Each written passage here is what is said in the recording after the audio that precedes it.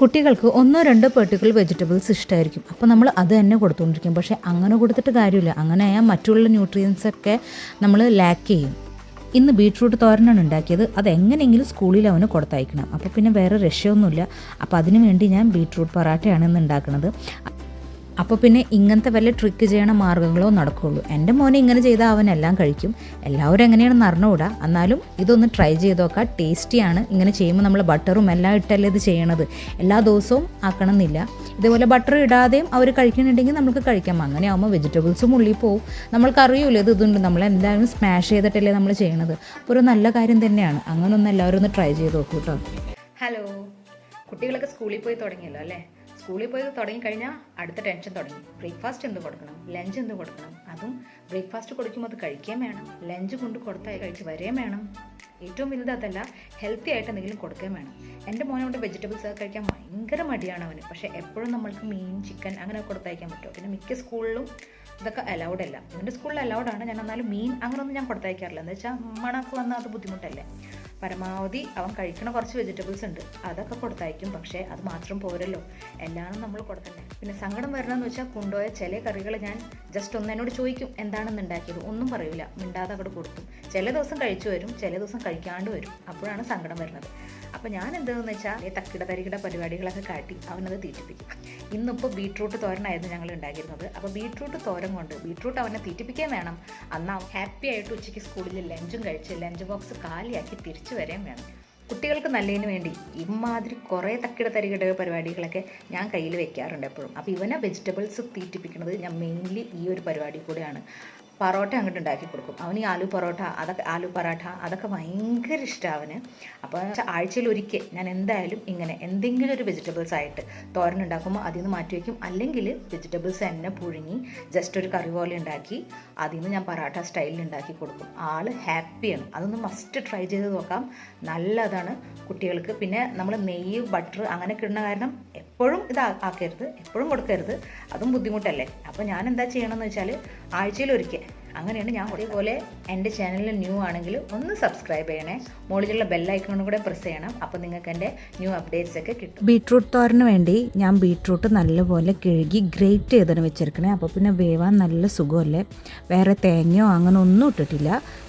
അപ്പോൾ ഞാൻ എന്താ ചെയ്തതെന്ന് വെച്ചാൽ ആദ്യം തന്നെ വെളിച്ചെണ്ണ ഒഴിച്ചു. വെളിച്ചെണ്ണ ചൂടായപ്പോൾ കുറച്ച് കടുക് ഇട്ടു.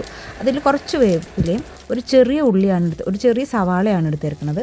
ചെറിയ സവാള നന്നായിട്ട് വഴണ്ടി വന്നപ്പോൾ അതിലേക്ക് ഉപ്പും കൊത്തുമുളകും ഇട്ടിട്ട് നല്ലപോലെ വഴറ്റി കഴിഞ്ഞിട്ട് ഈ ബീട്രൂട്ട് അങ്ങോട്ട് ഇട്ടുള്ളൂ. വേറെ വെള്ളം ഒന്നും മിക്സ് ചെയ്തില്ല. കുറച്ച് കഴിഞ്ഞപ്പോൾ തന്നെ ബീട്രൂട്ടിൻ്റെ ഉള്ളിലത്തെ വെള്ളമൊക്കെ പുറത്തേക്ക് വരാൻ തുടങ്ങി.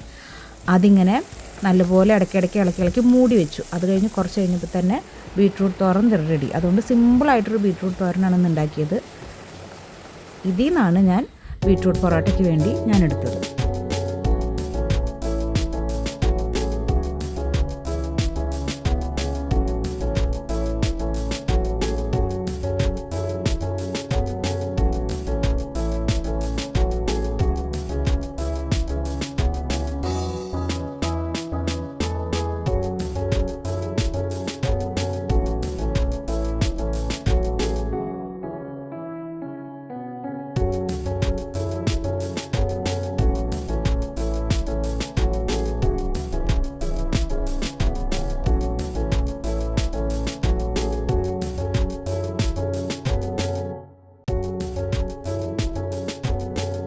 ഉണ്ടാക്കാൻ വേണ്ടി ഒരു പ്ലേറ്റിൽ ഞാനൊരു കുഞ്ഞ് ഗ്ലാസ് ഗോതമ്പ് മാവാണ് എടുത്തിരിക്കുന്നത്. അതിൽ കൂടെ തന്നെ ഈ കറി എത്രയാണ് കറി വേണ്ടതെന്ന് വെച്ചാൽ ഞാനൊരു 5 എണ്ണം ഉണ്ടാക്കുന്ന രീതിയിലാണ്. അപ്പോൾ കാലത്ത് ബ്രേക്ക്ഫാസ്റ്റും കൊടുക്കാം, അവന് സ്കൂളിലും കൊടുത്തയക്കാം. ആ ഒരു രീതിയിലാണ് ഞാൻ ഉണ്ടാക്കുന്നത്. അപ്പോൾ അവന് ആവശ്യമുള്ള കറികൾ ഇട്ടിട്ട് ഞാൻ അതിൽ കുറച്ചീശ വെള്ളം ആഡ് ചെയ്ത് നല്ലപോലെ കുഴച്ച് അതൊരു ബോൾ പോലെ ആക്കി.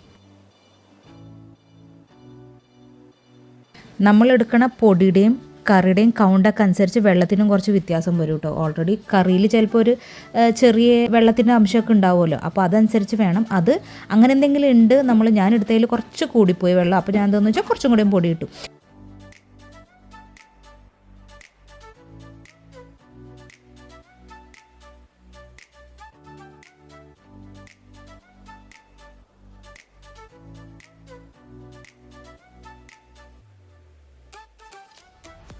അങ്ങനെ ചെയ്തത് നമുക്ക് റൗണ്ട് ചെയ്തിട്ട് ആവശ്യമുള്ള 5 ബോൾ പോലെ ആക്കിയിട്ട് ഞാൻ വെച്ചു.